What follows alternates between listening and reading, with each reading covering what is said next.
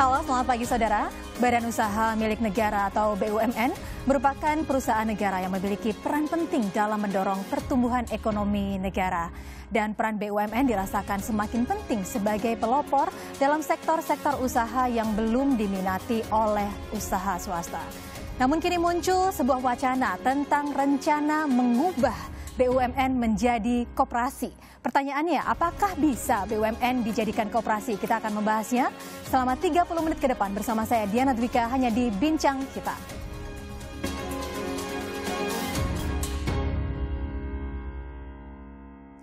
Baik, untuk membahasnya sudah hadir narasumber saya di studio, staf khusus 3 Menteri BUMN, Bapak Arya Sinulinga. Pak Arya, selamat pagi. Selamat pagi, Mbak. Apa kabar? Baik. Ini ramai sekali diperbincangan, cukup hangat menjadi perbincangan publik begitu ya, BUMN dijadikan koperasi. Pertanyaan saya yang pertama saja, bisa nggak sih BUMN ini jadi koperasi? BUMN jadi koperasi membingungkan juga ya, karena kepemilikan sahamnya BUMN kan dimiliki oleh negara. Sementara kalau koperasi kan dimiliki oleh anggota. Nah, ini anggota yang mana? Apakah nanti masyarakat seluruh Indonesia atau siapapun yang memiliki di koperasi tersebut atau bagaimana kan kita nggak tahu. Nggak tahu gitu, itu mekanismenya bagaimana. Artinya mengubah kepemilikannya aja udah lain gitu. Dan kita tahu juga nanti banyak di unsur-unsur di koperasi misalnya nanti masalah pertanggungjawabannya. Pertanggungjawabannya adalah selama pengurusnya aja. Setelah pengurusnya berikutnya dia nggak akan bertanggung jawab terhadap kebijakan-kebijakan sebelumnya. Nah, itu ada juga seperti itu. Nah, ini yang kita lihat bahwa berbeda nih sama BUMN. Kalau BUMN kan dia harus bertanggung jawab terhadap semua kebijakan-kebijakan yang diambilnya sebelum. Nah, itu juga jadi lucu gitu ya. Jadi lucu kalau ada ide. Dan itu yang membuat juga kekhawatiran bahwa nanti ini bagaimana dengan pekerjanya gitu. Pekerjanya jadi bayangin 1,6 juta orang pekerja di BUMN tuh jadi bingung gitu, jadi bingung bahwa mereka bilang jadi ini gimana gitu ya, bahwa ada ide seperti itu gitu.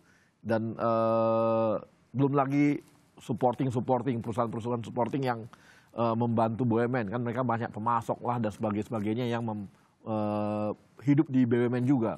Dan itu banyak banget karena kita tahu bahwa yang namanya BUMN ini hampir 30% ekonomi Indonesia itu digerakkan oleh 30-40% digerakkan oleh BUMN. Jadi sangat banyak pengaruh terhadap kalau ada perubahan seperti itu ya. Itu yang saya lihat gitu ya.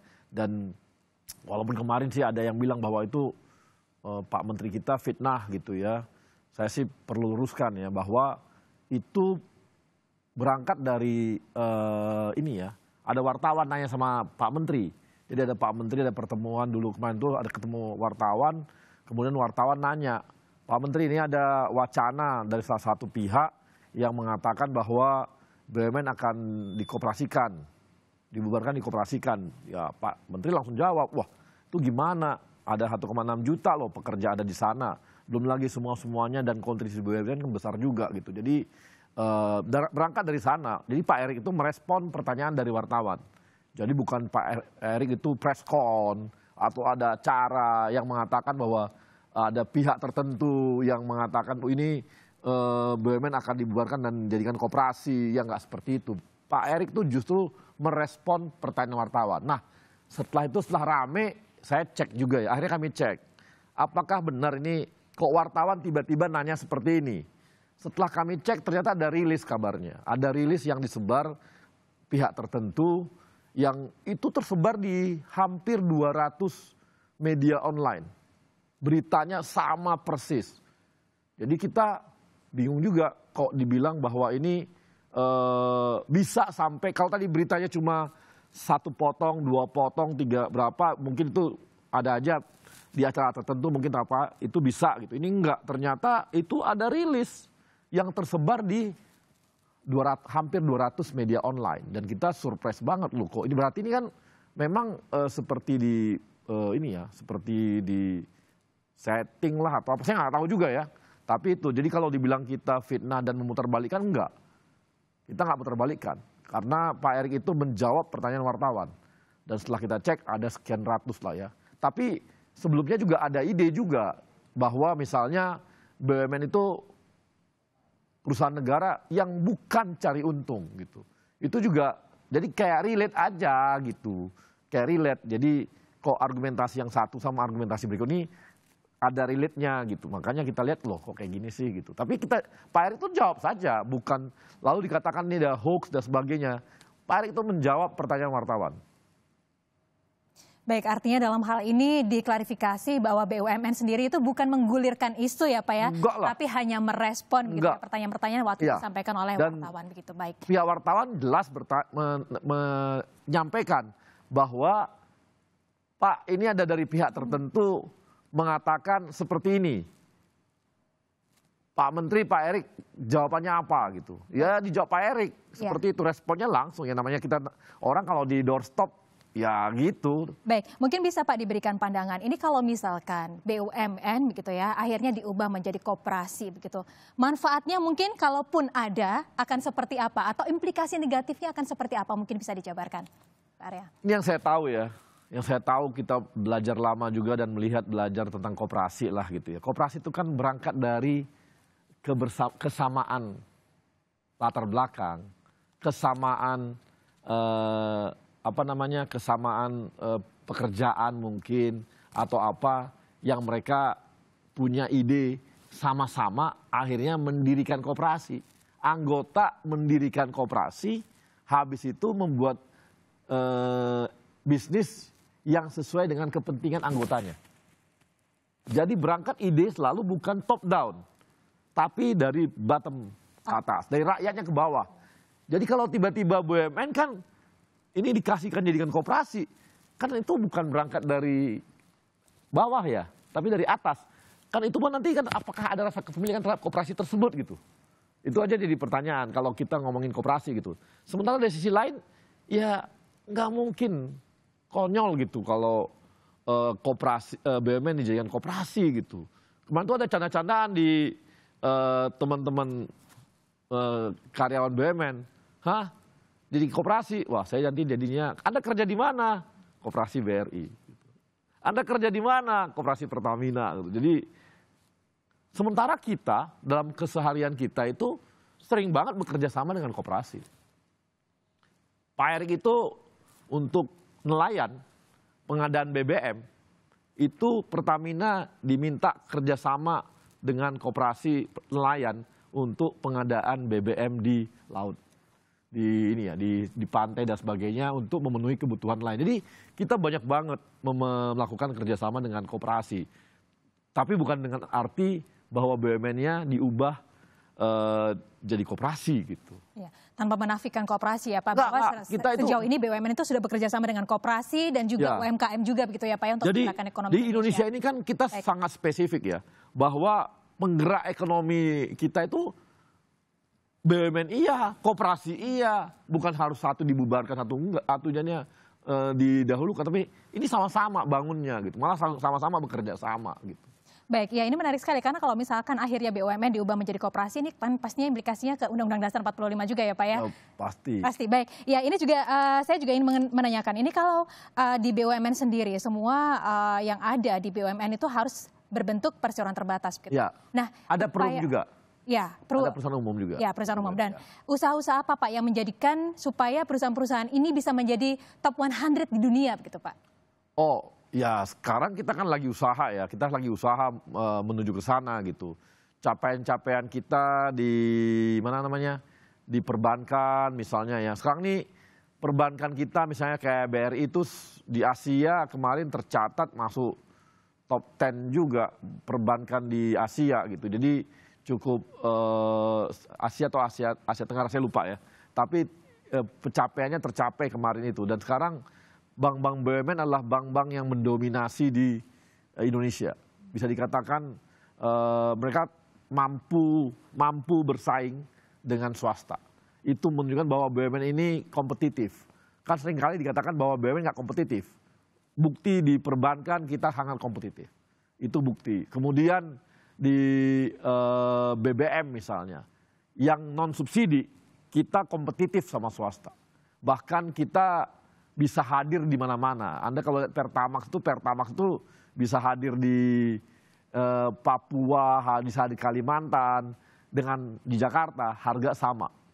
Kalau swasta nggak berani, mereka hanya berani di sekitar Jakarta ya, yang kota-kota besar. Tapi kalau kita yang Pertamina berani dengan harga yang sama menjual Pertamax di Papua, di Kalimantan dan sebagainya berani. Jadi ini usaha kita dulu, bahwa kita BUMN itu ada yang namanya memang melayani masyarakat, tapi ada juga yang cari untung. Jadi mengkombinasikannya ini yang harus benar-benar baik gitu. Baik, ini yang seperti Bapak sampaikan tadi, bahwa BUMN di sini mencari untung karena memang bisa memberikan masukan untuk negara yang selama ini digunakan untuk penanganan COVID juga begitu ya Pak ya, untuk pembangunan yang ada di Indonesia, karena kontribusinya untuk pembangunan Indonesia cukup besar untuk proyek-proyek strategis nasional juga banyak sekali kontribusi dari BUMN. Kita akan membahas seperti apa sih kondisi BUMN saat ini di segmen selanjutnya, dan saudara jangan kemana-mana karena bincang kita akan segera kembali sesaat lagi, tetaplah bersama kami.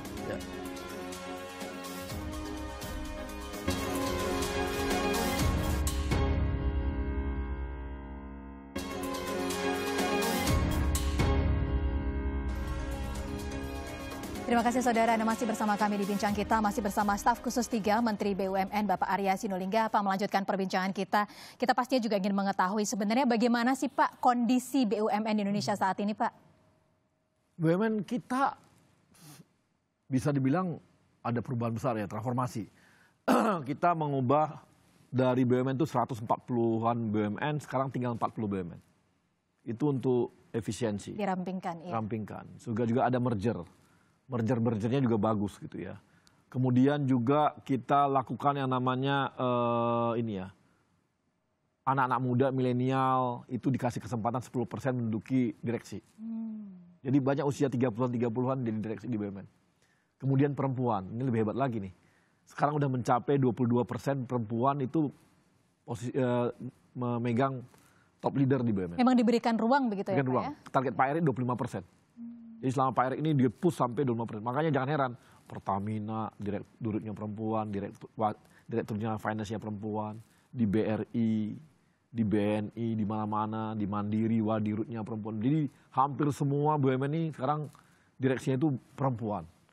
Bahkan di Pelni, di ASDP itu perempuan tuh dirutnya itu. Jadi perempuan tangguh semua nih.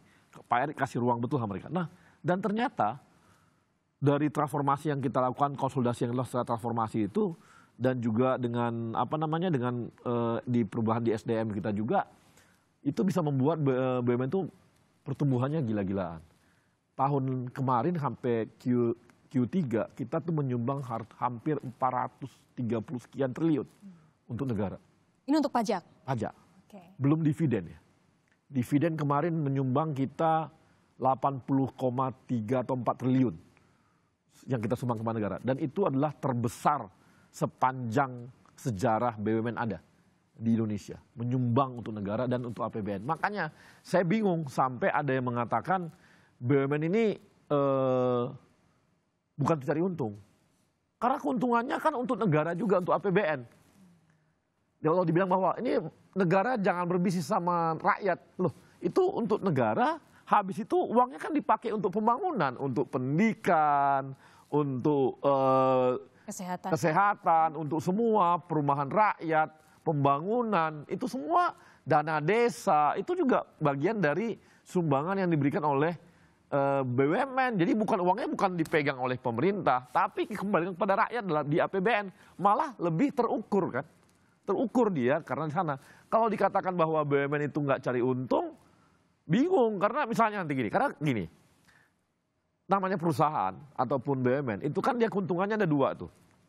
Satu dikasih untuk pemegang saham, satu dipakai untuk pengembangan usaha. Nah, yang namanya dividen itu tadi tuh APBN, pengembangan usaha misalnya, kalau nggak cari untung, misalnya ya kita nggak cari untung, misalnya di Bank BRI, bikin cabang baru, terus dari mana uangnya kalau bukan dari keuntungan ini? Mau nggak mau kan ini dipakai untuk ekspansi. Nah, untuk ekspansi ini kan dia butuh dana, dan itu keuntungan dia untuk ekspansi. Masa nanti setiap mau bikin cabang baru, maka dia minta sama APBN negara, minta dong pemerintah kami mau bikin cabang baru. Atau misalnya Pertamina, dia dapat tempat pengeboran baru, dia mau ekspansi untuk pengembangan baru, nggak punya uang, karena dia nggak boleh cari untung. Akhirnya dia apa? Dia minta sama negara, tolong dong negara minta uang, kayaknya mau ekspansi.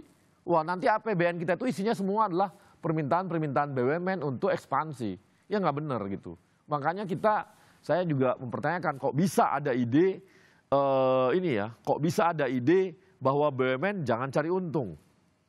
Loh, nanti misalnya kalau nggak cari untung dia, maka karyawannya itu nggak bisa naik gaji. Jadi kan kita di perusahaan naik gaji ya.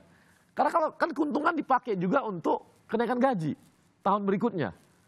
Jadi nanti karyawan BUMN itu nggak bisa naik gaji kalau nggak jadi untung. Kalau dia mau naik gaji, maka dia minta pemerintah. Hai pemerintah, minta dong karyawan BUMN mau naik gaji. Sama kayak ASN gitu loh. Ya nggak bisa gitu, karena dia kan beda gitu. Nanti kasihan, jadi karyawan pun dikasihan dengan ide itu. Karena mereka nggak akan pernah bisa dapat bonus, nggak bisa dapat kenaikan gaji dan sebagainya seperti dengan perusahaan lainnya. Kalau gitu nanti yang terjadi apa? BUMN tidak akan dapat SDM terbaiknya. Karena orang nggak mau masuk BUMN. Orang masuk BUMN kapan di sana katanya nggak jelas kapan naik gajinya. Tergantung pemerintah mau kasih naik gaji atau nggak gaji. Wah, beda dong gitu. Ya nggak mau orang ke BUMN. Akibatnya apa? BUMN nggak akan dapat SDM terbaik bangsa kita. Sementara kita pengen dapat SDM terbaik ya harus kompetitif dengan yang lainnya. Masa gaji di Pertamina nggak kompetitif sama dengan yang perusahaan minyak oil and gas lainnya gitu loh. Atau misalnya masa Telkom tidak kompetitif dibandingkan Indosat dan sebagainya. Ya harus kompetitif gajinya. Kalau nggak kompetitif orang nggak pernah mau ke sini. Akibatnya SDM-nya di BUMN itu nggak akan dapat yang terbaik. Maka BUMN nggak akan bisa maju kalau kita nggak dapat SDM terbaik. Ya, ada yang mau kerja di situ. Artinya memang BUMN ini bukan mencari untung literally terhadap masyarakat, tapi bahkan menyumbang tadi sampai 400 triliun kurang lebih pajak begitu, dan akhirnya digunakan untuk pembangunan Indonesia dan akhirnya dirasakan oleh masyarakat begitu. Termasuk yang masalah vaksin ya Pak ya. Vaksin ini juga dihadirkan oleh BUMN untuk masyarakat Indonesia. Iya, kemarin waktu kita corona itu paling dahsyat gitu. Lembaga PBB itu sampai bilang bahwa Indonesia itu beruntung punya BUMN. Kenapa? Pengadaan vaksin kita yang termasuk negara yang pertama di dunia. Kitalah yang pertama melakukan uji coba vaksin di dunia. Termasuk ya. Sedikit negara, 5-10 negara doang.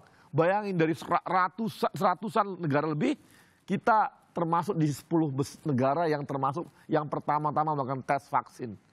Berarti kan dipercaya oleh dunia. Ini kenapa? Karena BUMN. Dan kita termasuk negara yang pertama, termasuk negara-negara yang paling cepat melakukan vaksinasi. Dan kita nih, bayangin nggak? Vaksin itu kan dia harus punya temperatur khusus, nggak boleh turun dan sebagainya, ada khususnya ya, ada tempat khusus. Ada sebagainya. Kalau vaksinasi dikirim di Singapura, itu gampang naik mobilnya. Ini kita enggak, kita kirim sampai pulau-pulau terluar. Ya. Kita kirim sampai perbatasan di Kalimantan, perbatasan di Papua, perbatasan di mana-mana, dan pulau-pulau terluar itu dengan suhu tertentu. Itu ngirimnya beratnya bukan main loh. Tapi dilakukan oleh BUMN dan kita semua. Dan semua masyarakat Indonesia divaksin. Iya, ini adalah salah satu kontribusi besar BUMN untuk masyarakat Indonesia begitu. Dan pada saat itu Pak Jokowi bilang apa? BUMN nggak boleh PHK orang. Pada zaman COVID. Padahal di negara lain swasta itu PHK loh. Oh begitu? Ya, di beberapa negara itu PHK. Kita nggak boleh. Makanya kita harus tuh ya berat nggak berat berbisnis, kita harus tahankan, nggak boleh PHK. Maka nggak ada PHK pada saat corona gitu. Baik, dan ini merupakan salah satu pencapaian yang luar biasa karena dengan keuntungan yang 250 triliun kurang lebih dan juga tadi dividen cukup besar, itu adalah salah satu pencapaian terbesar begitu dari BUMN sepanjang sejarah. Sepanjang sejarah. Jadi ya ada kekurangan, nggak mungkin dong. Nggak mungkin semua berhasil. Gila ini semua BUMN berhasil di eranya Erick Thohir, waduh, powerful, butuh waktu lah gitu. Tapi ya proyeknya banyak gitu. Tapi kita juga ingin mengetahui Pak, ini di tengah situasi geopolitik yang juga ya tidak jelas begitu ya Pak, dan juga tantangan-tantangan ekonomi global, kira-kira strategi dari BUMN ke depannya akan seperti apa? Kita bahas di segmen selanjutnya. Dan saudara jangan kemana-mana, bincang kita akan segera kembali sesaat lagi, tetaplah bersama kami.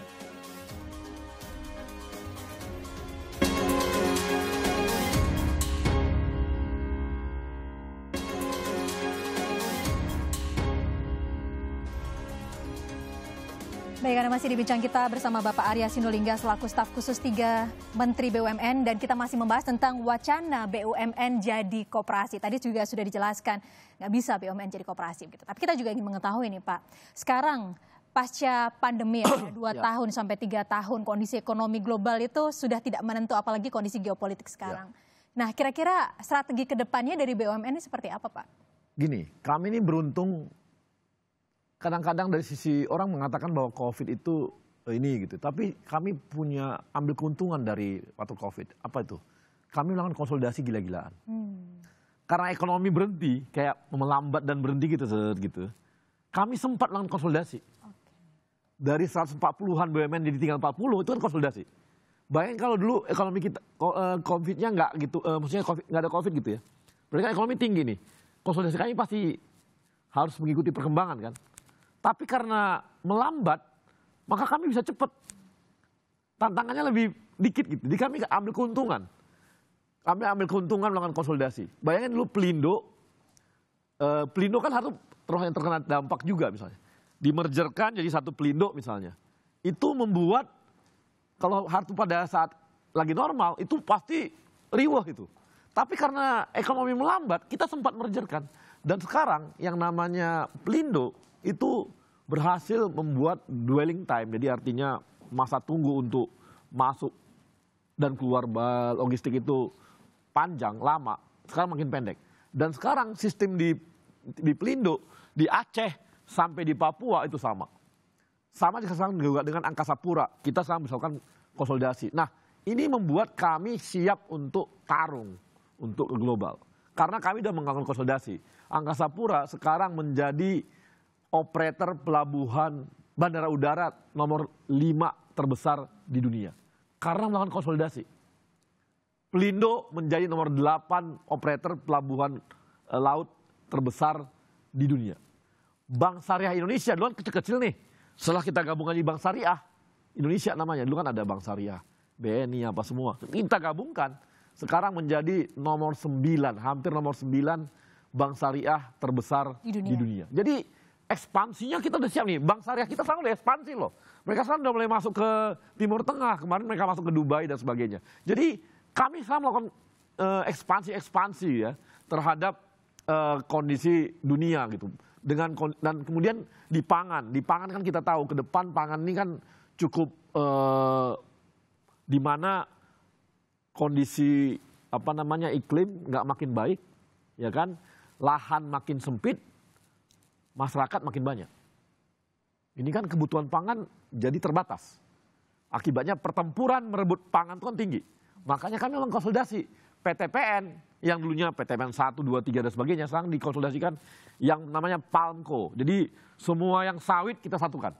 Sekarang yang namanya perusahaan sawit kita itu terbesar nomor 1 di dunia. Di dunia, oke. Itu penyiapan kita untuk pangan tadi, minyak goreng dan sebagainya, gula dan sebagainya. Jadi persiapan kita udah ke sana, Mas Udasi. Baik, Pak, kalau kita berbicara masalah karyawan gitu ya, Pak, ada 1,6 juta karyawan yang ada di BUMN. Kalau misalkan diubah jadi koperasi, nanti ini mau kemana? Tapi sebenarnya Pak, persoalannya bukan cuma itu.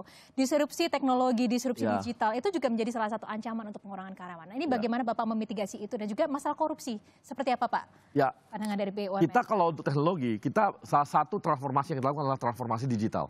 Sehingga kami sangat siap dan tahu nggak kita itu milenial kita hampir 60-70% loh. Karyawan BUMN sekarang tuh milenial. Jadi sekarang mendominasi, anak-anak muda tuh mendominasi.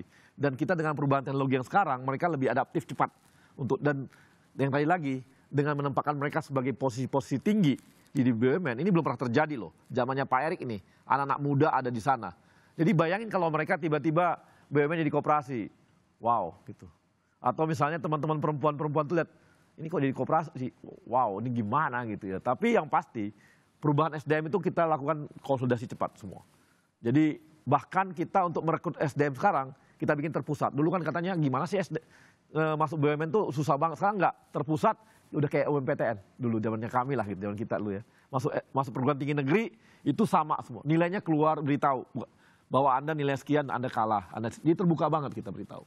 Dan bahkan untuk korupsi, saya rasa zamannya Pak Erik ini adalah zaman yang bersih-bersih.